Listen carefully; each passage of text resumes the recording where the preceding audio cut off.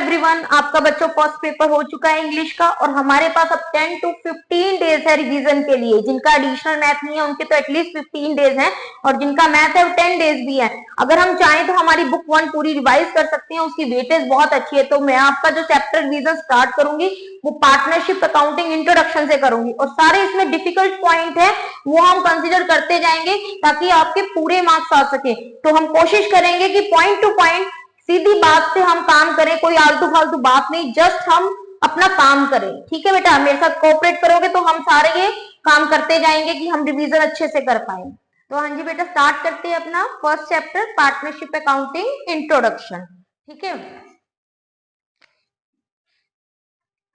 Partnership, इसका basic meaning तो बेटा आपको पता ही है। When two or more than 2 person come together to run the business, मतलब दो या दो से अधिक बंदे यहाँ पे आ जाए बिजनेस को करने के लिए तो उसको क्या बोलते हैं? पार्टनरशिप। सपोज करो A, B, C, 3 are partners. So A, B और C इंडिविजुअल, इनको तो क्या बोलते हैं बेटा? पार्टनर। अगर हम इसकी कलेक्टिवली बात करें तो इसको बोलते हैं बेटा फर्म। ठीक है, इंडिविजुअली इसको क्या बोलते हैं?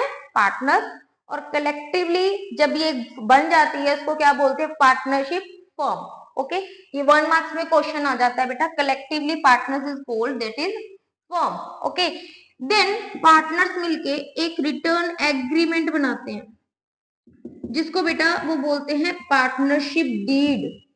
अकाउंटिंग लैंग्वेज में बोलेंगे पार्टनरशिप डीड। मतलब इसमें सारे रूल्स एंड रेगुलेशन लिखे हुए हैं भी किस पार्टनर का नेम क्या है, एड्रेस क्या है, किसको किस पार्टनर को क्या सैलरी देनी है, किस पार्टनर को क्या कमीशन देना है, इंटरेस्ट देना है नहीं देना, सब कुछ लिखा होता है यहाँ पे।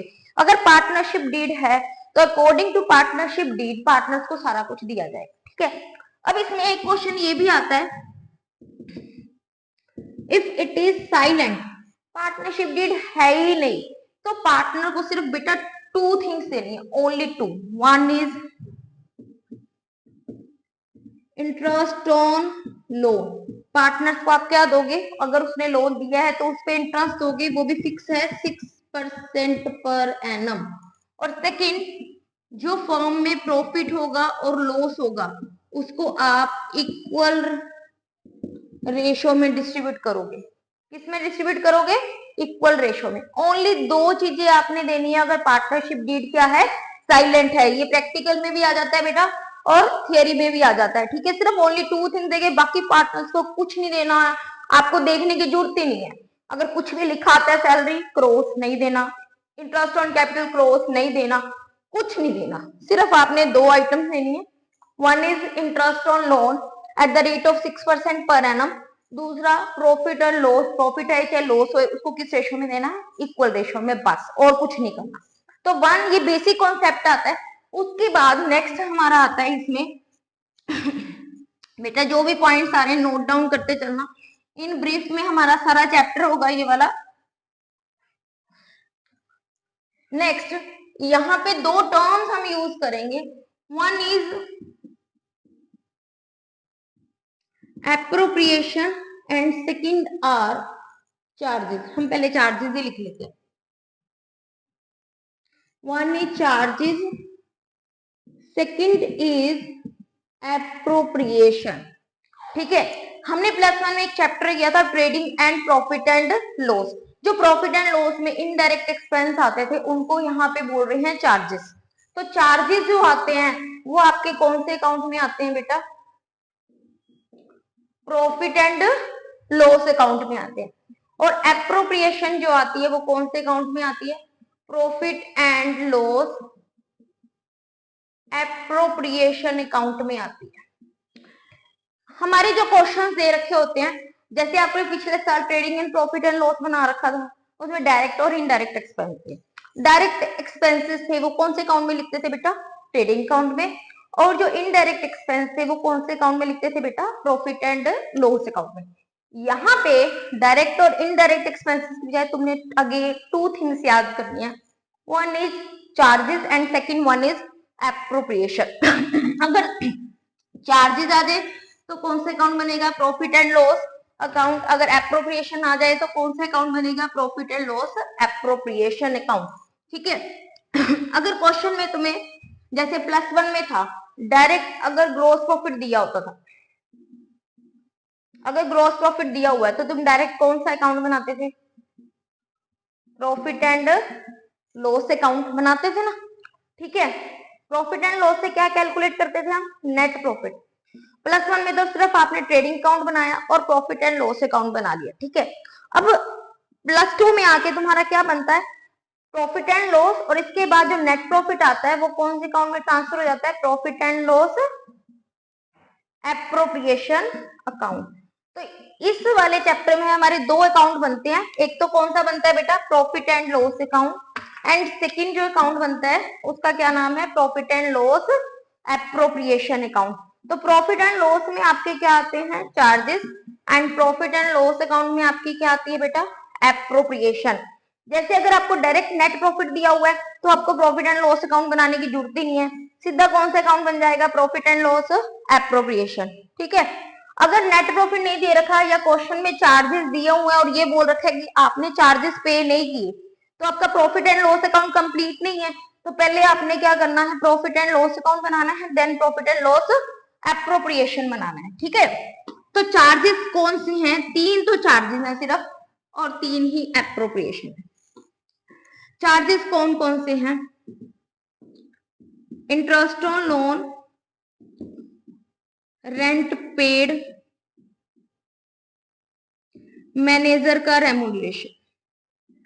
अब मैनेजर के रेम्यूनरेशन में चाहे मैनेजर की सैलरी आ जाए, चाहे मैनेजर का कमीशन आ जाए। ठीक है। एप्रोप्रिएशन भी 3 है। इसमें आते हैं पार्टनर्स की, ये कह लो कि पार्टनर का रेम्यूनरेशन आता है। पार्टनर के रेम्यूनरेशन में क्या आएगी? पार्टनर की सैलरी, पार्टनर का कमीशन। ठीक है।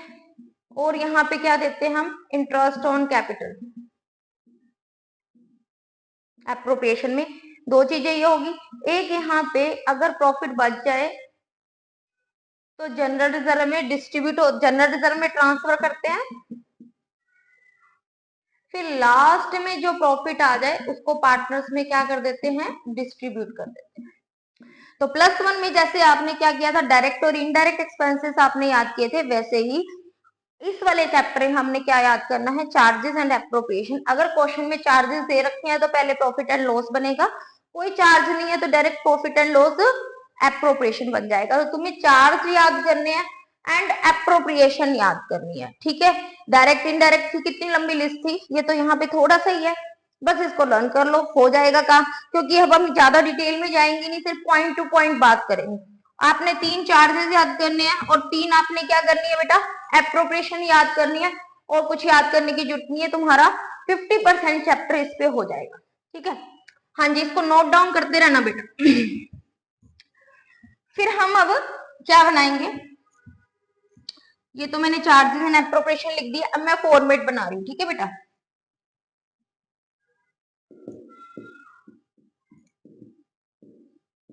प्रॉफिट एंड लॉस अकाउंट का फॉर्मेट सेम जो +1 में बना वही सेम बनाना है बेटा। मैं छोटे छोटे पॉइंट बोलूंगी बीच में, ध्यान से सुनते रहना। ठीक है ना। सबसे पहले जो क्वेश्चन में प्रॉफिट अगर दे रखा है यहाँ लिखेंगे 3 चार्ज आते हैं यहाँ पे। कौन कौन से? Interest on loan, rent paid, and manager का जो भी क्या कह देते हैं कि रेम्यूनरेशन। रेम्यूनरेशन मतलब कमीशन भी आ जाएगा यहाँ पे, उसकी सैलरी देनी है तो भी आ जाएगा। ये ऐड करके, अच्छा यहाँ पे एक चीज और है, इंटरेस्ट ऑन लोन पेड वाला भी आता है, और इस साइड आता है इंटरेस्ट ऑन लोन रिसीव्ड।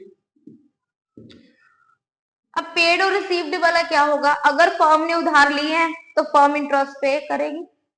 ठीक है। फर्म ने अगर उधार दी है तो फर्म इंटरेस्ट रिसीव करेगी। वही same debit for expenses, credit for income. तो जो फर्म के एक्सपेंस है फर्म ने डेबिट साइड लिख दिए, जो फर्म की इनकम है वो किस साइड लिख दी? क्रेडिट साइड लिख दी। तो जैसे हमने +1 में किया था, if credit side is more than debit side, इसके टोटल में से इसका टोटल क्या कर देंगे, माइनस। तो प्रॉफिट एंड लॉस अकाउंट में जो प्रॉफिट आता है उसको क्या बोलते हैं, और नेट प्रॉफिट।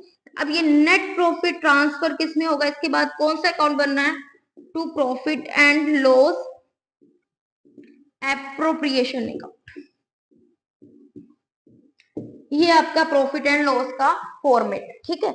इसके बाद हमारा जो ये नेट प्रॉफिट होगा किसमें ट्रांसफर करना है, profit and loss appropriation account में करना है। तो नेक्स्ट अकाउंट जो बनेगा वो कौन सा बनेगा, profit and loss appropriation account. अभी इसमें ट्रिक्स बताऊंगी बेटा, ध्यान से सुन लेना, जो भी पॉइंट्स बताई चलूंगी नोट कर लेना। पर्टिकुलर रुपीज, हाँ जी, थोड़ा फास्ट चलेगा हमारा क्योंकि रिवीजन है, हमने रिवीजन करनी है 10 डेज में। ये जो नेट प्रॉफिट अगेन इस साइड ट्रांसफर होगा, इसको हम प्रॉफिट एंड लॉस टर्म लिखेंगे, ब्रैकेट में लिख देना नेट प्रॉफिट, ठीक है जी।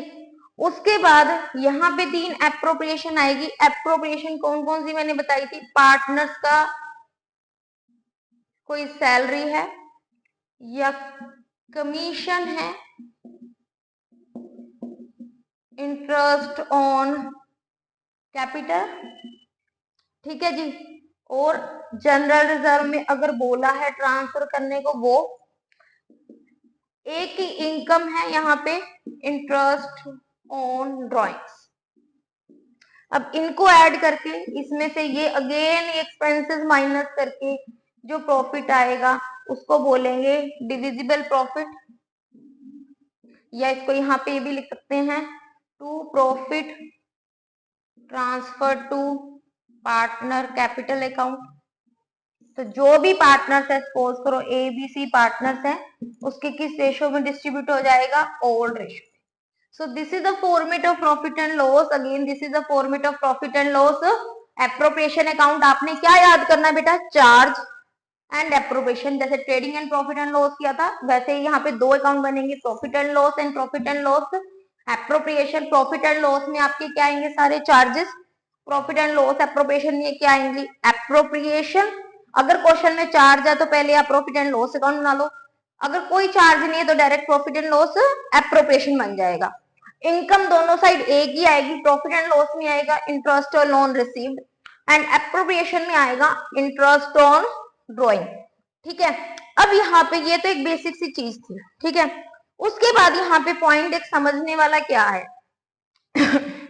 अगर क्वेश्चन में रेट मिसिंग है, रेट कहाँ कहाँ चाहिए होती है हमें, इंटरेस्ट ऑन कैपिटल की कैलकुलेशन में, जहां पे भी इंटरेस्ट है, इंटरेस्ट ऑन ड्रॉइंग की कैलकुलेशन में, ठीक है, इंटरेस्ट ऑन लोन रिसीव वाले में, इंटरेस्ट ऑन लोन पेड वाले में, ठीक है। जब भी आपकी रेट क्या है, मिसिंग है, तो आपने वो चीज कैलकुलेट ही नहीं करनी है, except 1, interest on loan paid.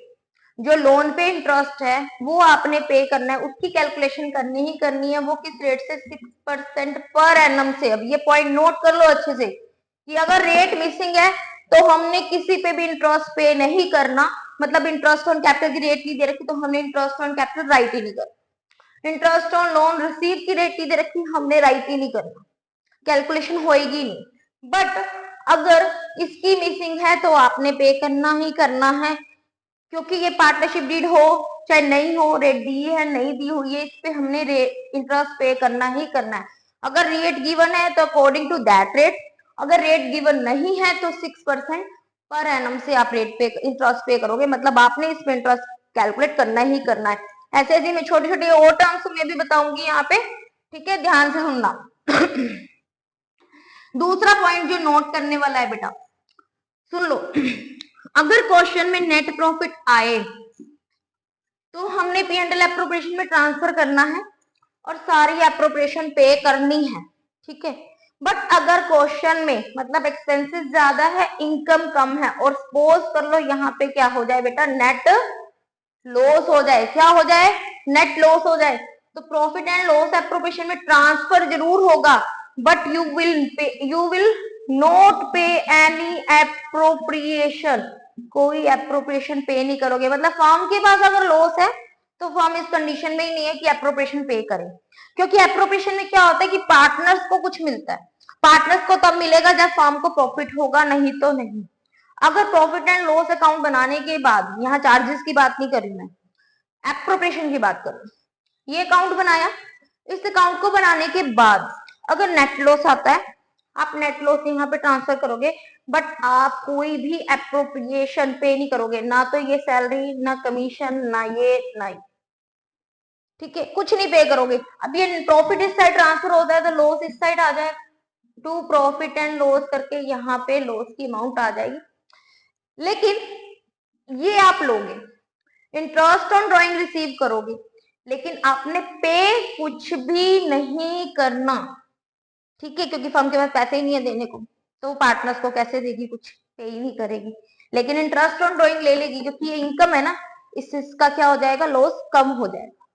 तो दोबारा बोल रही, पॉइंट अच्छे से नोट कर लो बेटा, कि अगर फर्म को प्रॉफिट एंड लॉस अकाउंट बनाने के बाद नेट लॉस हो जाए तो आपने लॉस को पी&एल एप्रोप्रिएशन में ट्रांसफर जरूर करना है, बट क्वेश्चन में कोई एप्रोप्रिएशन लिखी भी हुई है तब भी आप पे नहीं करोगे, यू विल नॉट पे any appropriation in case of net loss, ठीक है, only income you will receive, that is interest on drawing, but आपने यहाँ कुछ नहीं लिखना। मतलब अब नेट लॉस की कंडीशन में आपका profit and loss appropriation account का फॉर्मेट क्या होगा, लिख लो, profit and loss appropriation account, यहां मैं राइट कर रही हूं, in case of net loss, इधर आ जाएगा टू प्रॉफिट एंड लॉस करके बेटा नेट लॉस, ठीक है, इधर आ जाएगी अगर है इंटरेस्ट ऑन ड्रॉइंग, ठीक है। अब ऑब्वियसली लॉस है, लॉस में से इंटरेस्ट ऑन ड्रॉइंग की माइनस करके आप सीधा क्या करोगे, by loss transfer to partner capital account, और जो भी ओल्ड रेशो में है डिस्ट्रीब्यूट कर दोगे, बस दिस इज द फॉर्मेट, इसको नोट कर लो। अगर क्वेश्चन में नेट लॉस आएगा तो हमने इधर कुछ भी एप्रोप्रिएशन नहीं लिखनी, जस्ट आपने इंटरेस्ट ऑन ड्रॉइंग लिखनी है अगर है तो, नहीं तो नहीं लिखना, दिस इज द फॉर्मेट, ठीक है बेटा। अब हमने दो केस किए, उससे रिलेटेड पहले सम करते हैं, फिर हम आगे टॉपिक करेंगे, ठीक है। हाँ जी, यहाँ पे मैंने एक सम लिखा है, जहां पे मैंने लिखा ए बी सी 3 पार्टनर्स हैं, कैपिटल दे रखी है, ए की 5 लाख, बी की 2,50,000, सी की 2,50,000, मैनेजर कमीशन है 80,000 पर एनम, सैलरी सी की है 5,000 per month, interest on capital की रेट है बेटा 6% per annum, profit sharing ratio है इक्वल। यहाँ पे मैंने 3 केस लिखे हैं, भी अगर प्रॉफिट 3 लाख है तो क्या होएगा, प्रॉफिट 20,000 है देन, प्रॉफिट 1 लाख है देन, ठीक है। सबसे पहले हमने सम करना है, तो जैसे हम direct indirect expenses find out करते थे, यहाँ पे हमने क्या करना है, चार्जेस एंड एप्रोप्रिएशन, ठीक है। चार्जेस कौन कौन से थे, इंटरेस्ट ऑन लोन लिख लिया, अगर आपको कंफ्यूजन होता है स्टार्टिंग में तो, चार्जेस कौन कौन से थे, interest on loan, rent, manager का remuneration, appropriation interest on capital, partners का कुछ भी रेम्युनरेशन है यानी सैलरी, इंटरेस्ट ऑन कैपिटल या कमीशन, जनरल रिजर्व, ठीक है। चार्जेस और एप्रोप्रिएशन फाइंड आउट कर लो। हाँ जी, पहले तो अगर ज्यादा कंफ्यूजन होता है तो सिर्फ चार्जेस लिख लो, बाकी एप्रोप्रिएशन ही है। हाँ जी, यहाँ पे फर्स्ट देखो, मैनेजर कमीशन क्या है, चार्ज, सैलरी क्या है, एप्रोप्रिएशन, इंटरेस्ट ऑन क्या है, एप्रोप्रिएशन, ठीक है। तो यहाँ पे क्वेश्चन में चार्ज आ गया तो सबसे पहले हम कौन सा अकाउंट बनाएंगे, प्रॉफिट एंड लॉस अकाउंट, ठीक है। तो मैं यहाँ पे बना रही हूँ बेटा प्रॉफिट एंड लॉस अकाउंट, ध्यान से करते जाना, यहाँ पे सारा टॉपिक हमारा अभी कवर हो जाएगा और नोट डाउन करते जाना। केस 1 में जब प्रॉफिट है आपका 3 लाख, तो प्रॉफिट अगर गिवन है तो यहाँ पे लिख लोगे प्रॉफिट है 3 लाख, पर्टिकुलर अमाउंट आएगा वो मैंने राइट नहीं किया। चार्ज आ गया यहाँ पे कौन सा, manager commission, it's a charge, C stand for charge, A stand for appropriation, तो यहाँ मैं लिख दूंगी इधर मैनेजर कमीशन। मैनेजर कमीशन की अमाउंट कितनी है, 80,000 पर एनम, एनुअल दी हुई है, 80,000 राइट कर दिया। 3 लाख में से 80,000, ये साइड ज्यादा है ये कम है, तो यहाँ पे क्या आ गया, नेट प्रॉफिट, कितना आ गया बेटा 2,20,000।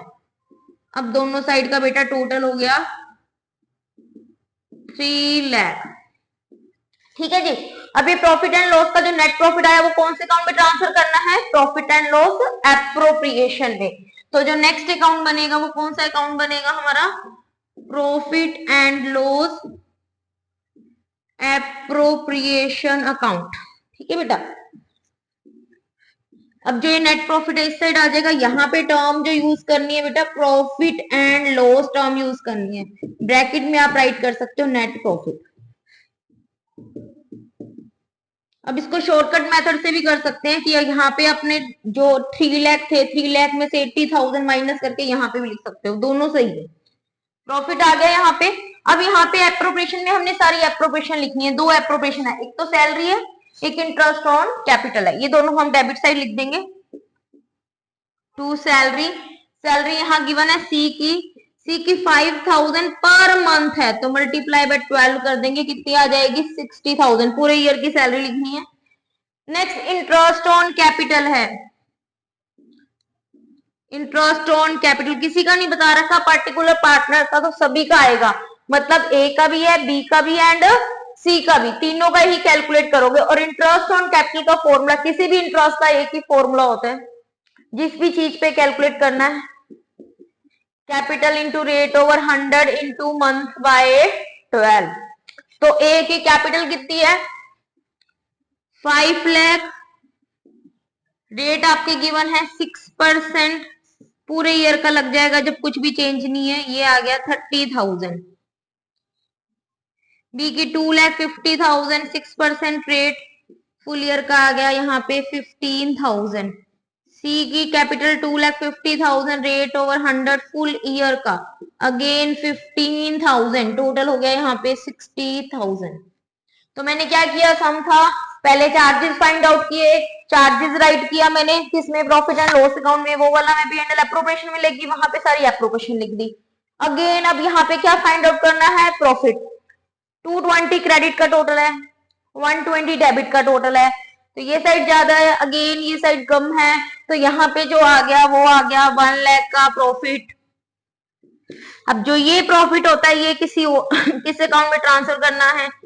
पार्टनर कैपिटल अकाउंट में। बेटा ये थोड़ा चैप्टर ये वाला लेंथी है, थोड़ा ध्यान से करो, थोड़ा फास्ट भी चलेगा। जो जो चीज बता रही हूँ नोट करते जाओ। हाँ जी। अब 1 लाख का जो प्रॉफिट है वो पार्टनर्स के रेशो में डिस्ट्रीब्यूट हो जाएगा। रेशो क्या है? इक्वल। तो इक्वल रेशो में डिस्ट्रीब्यूट हो जाएगा, ये समथिंग आएगा। ठीक है। ये केस 1 बिल्कुल सिंपल सा सम था। हमने चार्जेस फाइंड आउट किए, जो चार्ज थे यहाँ लिख दिए, उसके बाद P&L एप्रोप्रिएशन बना लिया। अब केस सेकंड ध्यान से करो, ये सेकंड वाला पॉइंट हो गया। अगर प्रॉफिट कितना है? 20,000। अब क्या फर्क पड़ेगा? प्रॉफिट है कितना? 20,000। तो केस 2 में आप प्रॉफिट, ये केस 1 है। केस 2 ध्यान से देखना, कंपेयर करके सारा पॉइंट क्लियर हो जाएगा। प्रॉफिट है यहाँ पे वही अगेन प्रॉफिट। अब 3 लाख के बजाय कितना है केस 2 में? 20,000। यहाँ पे आपका चार्ज आ जाएगा to manager commission 80,000। Net profit, अब बताओ नेट प्रॉफिट आया है यहाँ पे? ये साइड ज्यादा है और ये एक साइड क्या है? कम है। तो यहाँ पे क्या आ गया? क्वेश्चन में प्रॉफिट की बजाय क्या आ गया? नेट लॉस आ गया। कितने का आ गया? 60,000 का। अब ये सेकंड केस हो गया ना।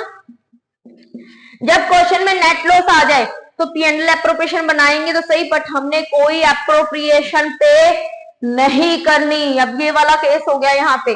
तो इस केस में जब हम profit and loss appropriation account बनाएंगे तो क्या इफेक्ट पड़ेगा? अब ये लॉस है तो इस साइड आएगा term again profit and loss 60,000। ठीक है, थोड़ा जूम करके देख लेना बेटा। 60,000 का आ गया। अब हमने यहाँ कुछ इंटरेस्ट ऑन कैपिटल सैलरी दे रखी है पर यहाँ पे नहीं लिखनी, कोई एप्रोप्रिएशन पे नहीं करेंगे नेट लॉस के कंडीशन में। अब ये लॉस को क्या करेंगे? यहाँ पे इंटरेस्ट ऑन ड्रॉइंग है तो राइट कर लेंगे, बट क्वेश्चन में थी नहीं तो लिखा नहीं हमने। तो ये जो लॉस है ट्रांसफर कर देंगे डायरेक्ट पार्टनर कैपिटल अकाउंट में। इस साइड ज्यादा है, ये कम है, 60,000 का आ गया। ये ए बी सी जो उनका इक्वल रेशो है 1/3 करके 20,000 लिख देंगे।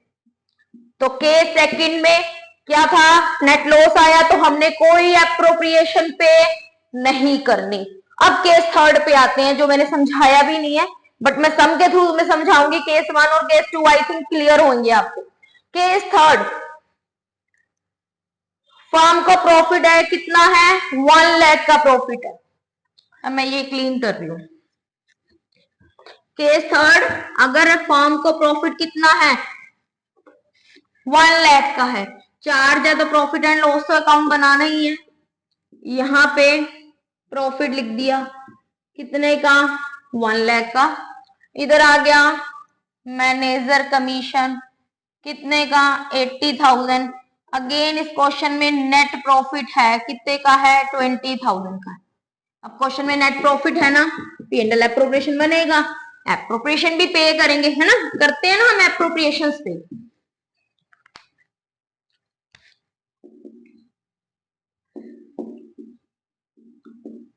हाँ जी, ये नेट प्रॉफिट इस साइड ट्रांसफर होगा, टर्म यूज करनी है, बाय प्रॉफिट एंड लॉस। हाँ जी, अगर मैं एप्रोप्रिएशन पे करने चलू, यहाँ पे सैलरी दूं मैं सी को, कितनी है सैलरी सी की, 5,000 per month. Interest on capital की बात करूं, मैंने सम में अभी कैलकुलेट किया था, मैं लिख देती हूँ direct. Interest on capital A के आया था 30,000, बी का आया था 15, सी का 15, टोटल हो गया 60। हाँ जी, अब ये थर्ड केस आ गया कि फर्म को प्रॉफिट है पर उतना नहीं है कि सारी एप्रोप्रिएशन पे कर सके। एप्रोप्रिएशन का टोटल कितना है बेटा, 1,20,000, लेकिन फर्म को सिर्फ प्रॉफिट तो 20,000 है।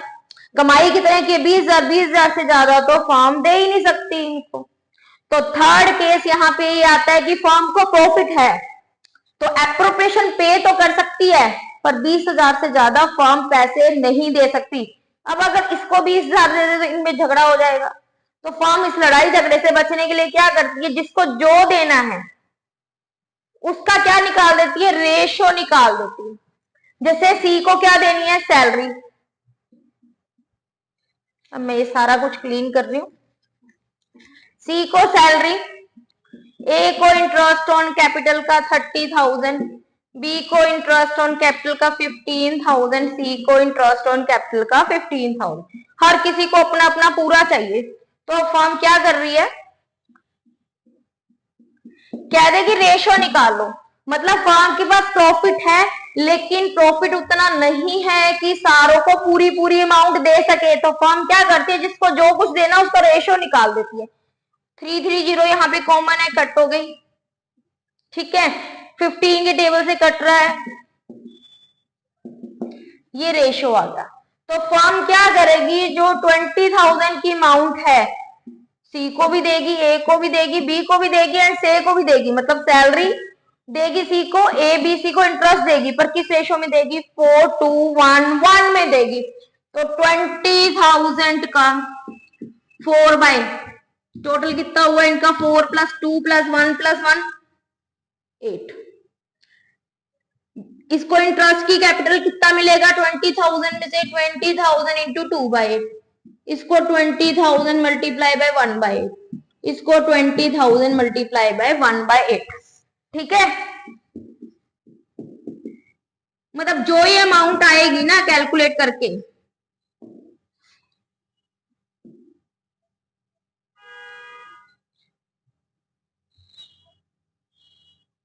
जो भी आएगी, वट एवर, कैलकुलेशन में अब बहुत टाइम लग रहा है।